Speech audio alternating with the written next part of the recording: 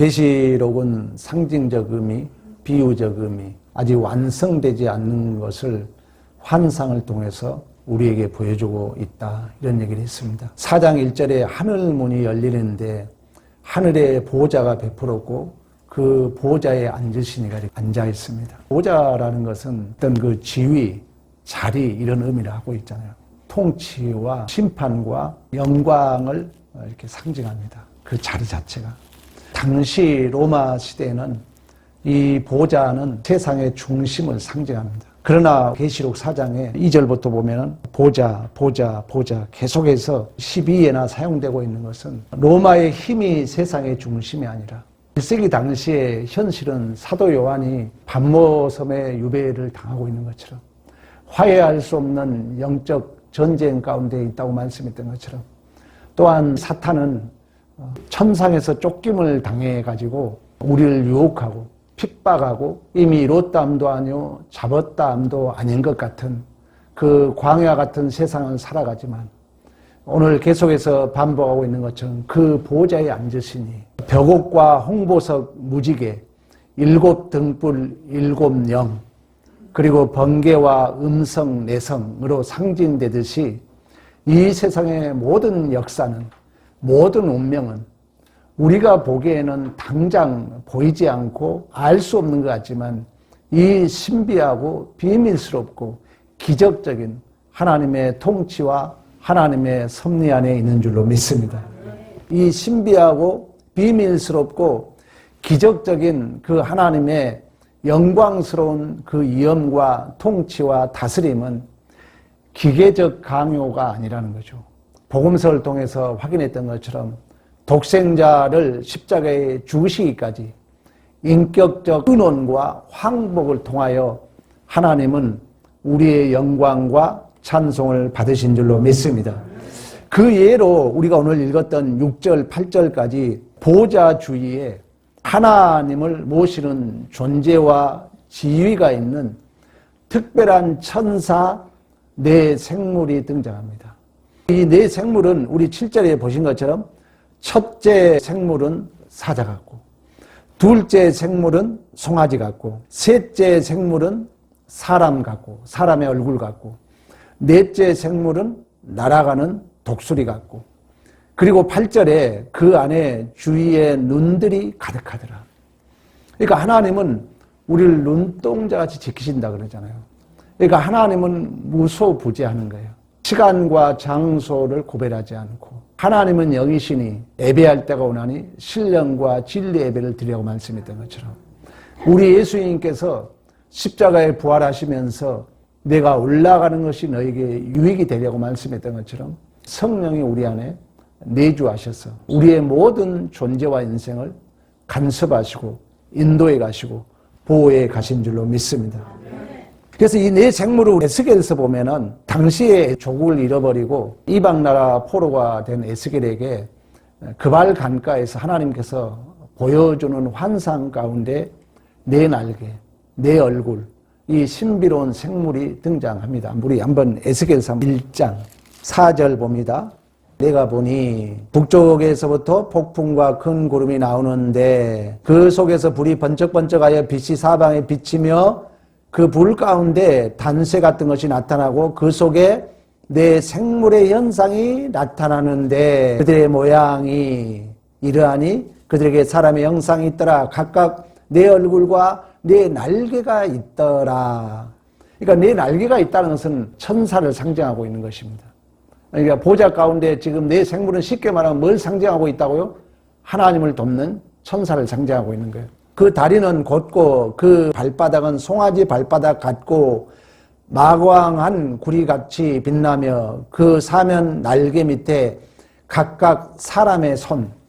사람의 손이라는 것은 이 생물 안에 사람의 손이 이렇게 비유적으로 얘기하고 있는 것은 하나님의 손길을 얘기하고 있는 것입니다.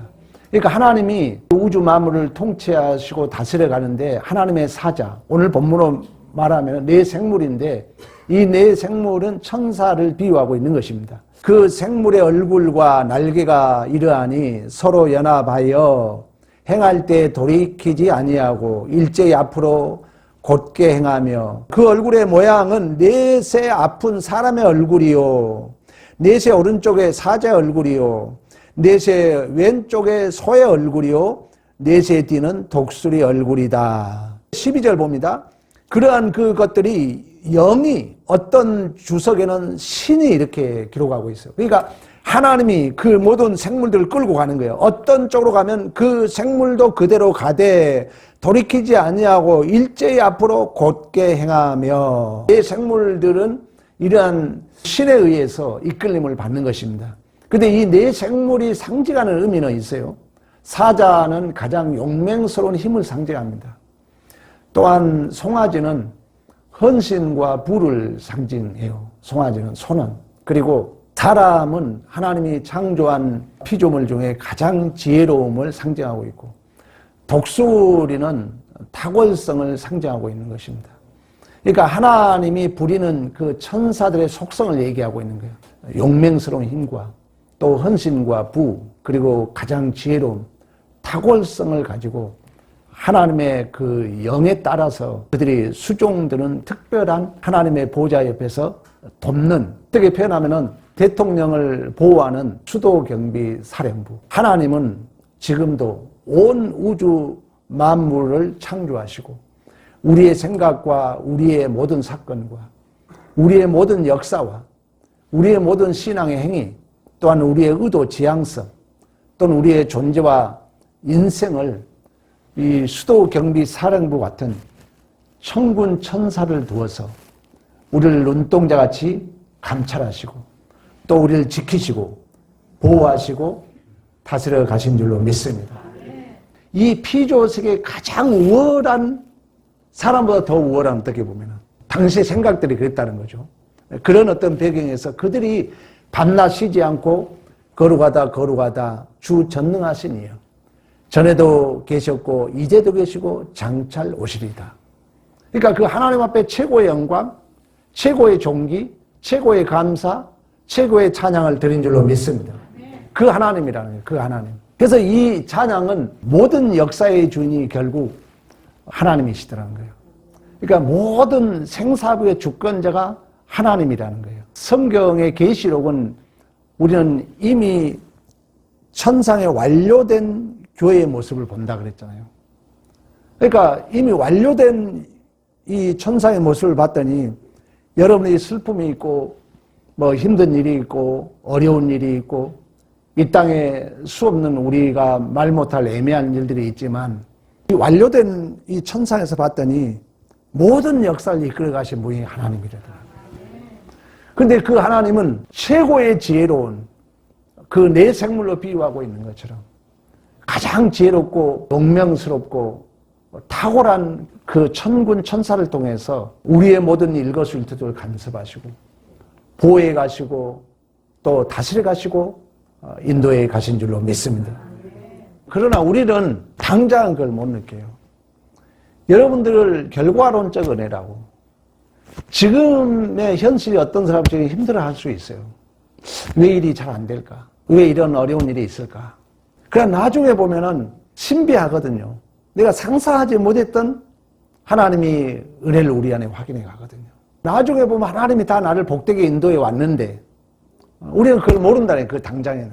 오늘 본문에 배워야 될 것은 지금 사도 요한은 반모섭의 유배가 있잖아요. 폴리캅은 친구 같은 도미티니우스 황제한테 산채로 화형을 당하거든요.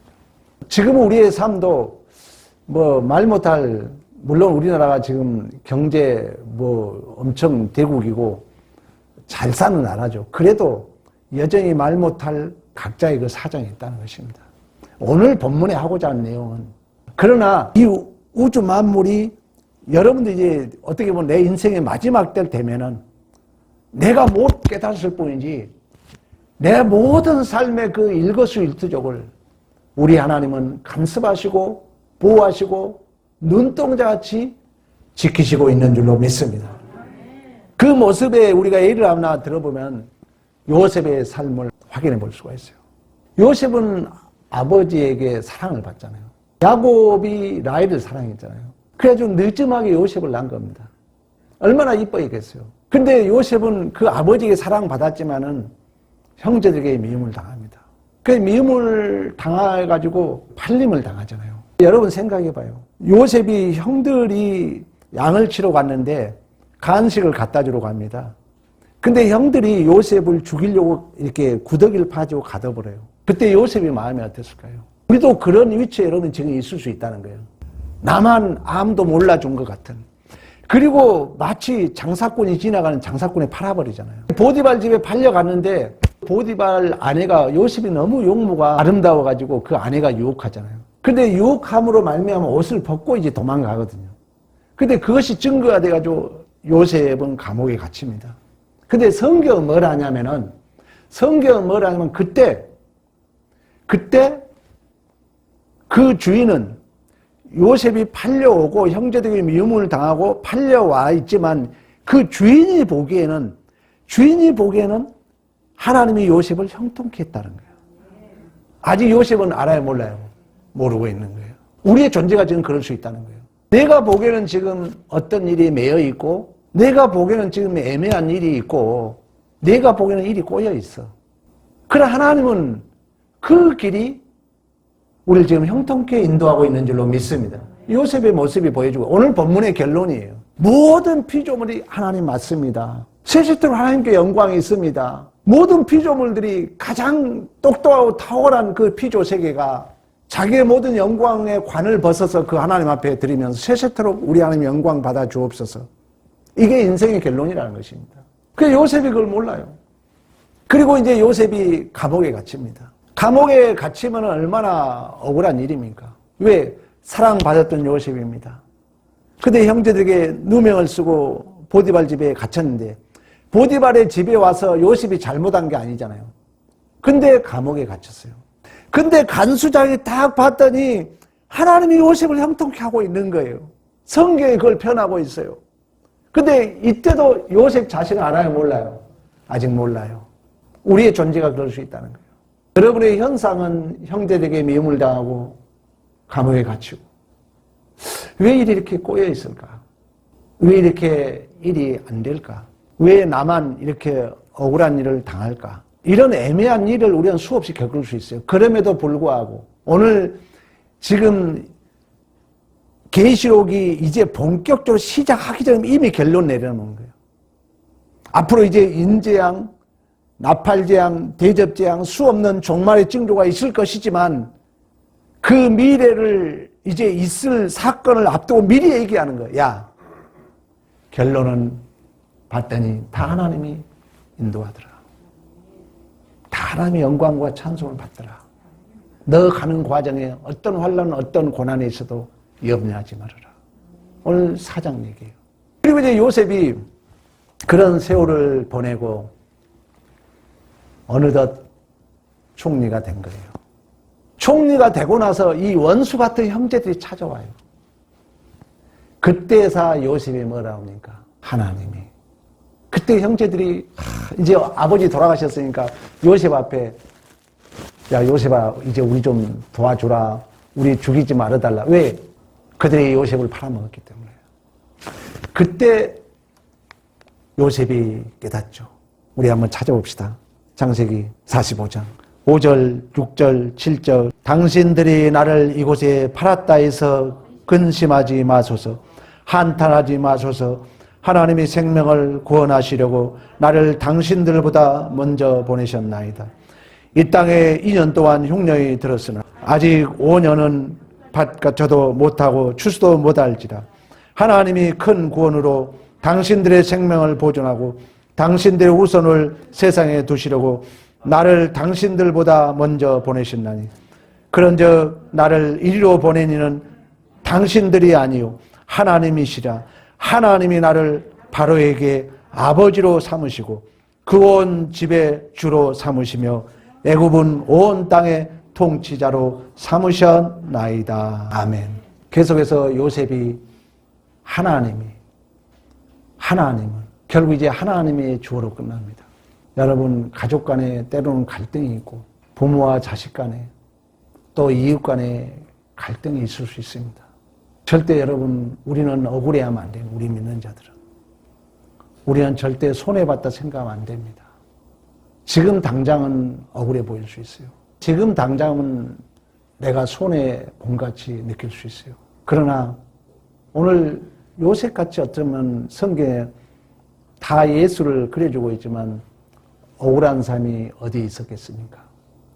그래 결론은 하나님이 당신들이 나를 판 것이 아니라 하나님이 나를 팔았고 하나님이 나를 통치자로 삼으셨고 이걸 시편은 말씀이 응할 때까지 말씀이 그를 단련한 줄로 믿습니다. 이처럼 하나님께서 이 세상을 지으셨습니다. 하나님이 역사를 주관해 가십니다. 하나님이 우리를 만드셨습니다. 하나님이 우리를 구원하셨습니다. 하나님이 지금도 역사의 주인이라. 이 믿음이 있다면 우리는 어떤 환경, 어떤 조건, 어떤 만남에 있어서도 세상을 이기는 힘이 되는 줄로 믿습니다. 여러분, 우리는 세상에 속한 자들이 아니에요. 사람에게 속한 자들이 아닙니다. 그 말은 세상을 무시하라는 게 아니에요. 사람을 외면하라는 말이 아니에요. 그 사람의 말에 영향받지 말라는 거예요. 우리는 하나님께 속한 자들이기 때문에 그 세상에 영향받지 말라는 것입니다. 무시하자는 게 아니에요. 도망치라는 얘기 아니에요. 지금 여러분들이 그 현실에 매여 있지만 그걸 정직하게 그 삶을 감당해 가야 돼요. 그러나 믿음만큼은 하나님이 역사의 주인이라는 것, 하나님이 내 존재와 인생을 이끈다는 것, 이 믿음이 그 세상을 이기게 된 줄로 믿습니다. 이처럼 계시록 4장은 앞으로 전개될 인재앙, 우리가 지금 구정 전에 이렇게 이 말씀을 들으면은 여러분이 또 이제 오늘 또 우리 장로님도 고향 간다는데 고향 가다 보면은 낯선 삶은 항상 제가 그랬잖아요. 불편한 거예요. 좋은 점도 있지만 안 만났던 형제들 만나면 좋은 점만 있는 게 아니에요. 알고 가는 거예요, 우리들은. 그러니까 지금 오늘 본문 이 4장도 마찬가지예요. 역사적으로 보면 이제 5장부터 계속 이제 인재앙, 나팔재앙, 대접재앙이 있습니다. 우리도 오늘 말씀을 듣는 자로서 여러분들이 살아가는 삶의 여정에 종말의 징조는 언제나 있는 거예요. 환난은 언제나 있다는 거예요. 그러나 이러한 모든 그러한 현상들이 그 모든 역사가 그 모든 역사를 주관하시고 통치하시고 간섭해 가신 총지휘부, 그 핵심부, 전쟁이 일어나면은 그 핵심부가 있잖아요. 거기서 모든 걸 조절하고 있는 것처럼 그 근원지, 그 핵심부가 바로 하나님 보좌인 줄로 믿습니다. 로마의 보좌가 아니라, 로마가 보좌가 아니라는 거예요. 당시의 세계를 로마가 지배했어요. 그러나 지금 오늘 4장에서 얘기하고자 아니다. 돈이 보좌가 아니다. 세상의 힘의 권력이 보좌가 아니다. 하나님이 보좌다. 모든 힘의 근원지가 하나님의 보좌다. 오늘 강조하고자 하는 내용입니다. 저는 모든 역사는 하나님께서 천군 천사를 통하여 모든 것을 개입하고 계신 줄로 믿습니다. 당시의 현실적인 현상은 소망이 없는 시대였습니다. 오늘날도 마찬가지죠. 그러나 역사는 로마의 보좌로 끝나는 것이 아니라 하나님의 보좌, 오늘 본문에 강조하고 있는 것처럼, 즉 하나님의 통치와 하나님의 동행과 하나님의 개입과 하나님의 다스림으로 역사는 끝날 줄로 믿습니다. 그래서 우리 하나님을 믿는 자잖아요. 하나님. 요셉에서 보여주고 있는 것처럼. 내가 지금 모르고 있을 뿐이야. 그래 하나님은 지금도 우리의 모든 일거수일투를 간섭하시고 하나님은 영광과 찬송을 받으시게 합당하도록 요셉을 통해서 확인했잖아요. 지금 보디발 집에 팔려갔는데 주인은 보기에 형통해, 하나님이 그걸 형통케 하고 있는, 나만 모르고 있는 거예요. 감옥에 갇혔는데 간수가 봤더니 하나님이 요셉을 형통케 하고 있는 거예요. 나는 아직 모르고 있는 거예요. 그러나 분명히 하나님은 결과론적으로 하나님이 나를 이렇게 인도했고 하나님이 나를 보내셨고 하나님이 구원하려고 나를 글로 인도했다는 것을 하나님은 결국 항복시켜 가실 줄로 믿습니다. 오늘 본문에 피조 세계 최고 영리하고 능력이 우월하고 완전한 네 생물도 밤낮 쉬지 않고 거룩하다 주 하나님이요. 전에도 계셨고 이제도 계시고 장차 오시리라. 또 24장로들도 자기 관을 드리며 자기의 모든 영광을 하나님 앞에 드린다는 거예요. 영광과 존귀와 권능을 고백하며 만물이 주의 뜻대로 있었고 또 주의 뜻대로 지으심을 받았나이다. 결국 하나님만이 모든 존재로부터 경배와 영광과 찬송을 받으시기에 합당한 창조주시며 주권자인 줄로 믿습니다. 물론 우리의 삶의 현장에는 나를 근거해서 부족함도 있고 모자람도 있고 못난 일도 있죠. 아픈 일뿐만 아니라 우리가 온전하지 못하잖아요. 그러니까 내가 저질러는 실수도 있을 수 있고 또 스스로 나의 부족함, 못남들이 투성이에요. 우리 인생에. 그러나 개인이나 인생이나 운명이나 세상이나 역사나 우주의 모든 운명이 하나님의 손길에 있다는 거예요. 의인은 오직 믿음으로 말미암아 사는 줄로 믿습니다. 이 믿음이 그 현상을 이긴다는 거예요. 쉽게 말하면 그런 의미에서 세상을 이긴다는 거예요. 우리가 갖는 믿음이에요. 특히 계시록을 여러분들이 잘 듣고 나면은 이 자존감이 완전히 달라질 수밖에 없어요. 믿음대로 됩니다. 될 일도 내가 믿지 않으면 안 돼요. 그러나 이 계시록 우리가 확인하면 이제 역사의 주인이 하나님이구나. 하나님 내 존재를 통해서 반드시 영광과 찬송을 받으시는구나. 이 믿음이 세상을 이기게 하고 이 믿음이 그 어떤 현상 가운데 있다 할지라도 내 안에 긍정적이고 적극적인 열매를 격발시키는 줄로 믿습니다. 그래서 믿음이 중요하다는 거예요. 오늘 본문에도 그런 얘기를 하는 것입니다.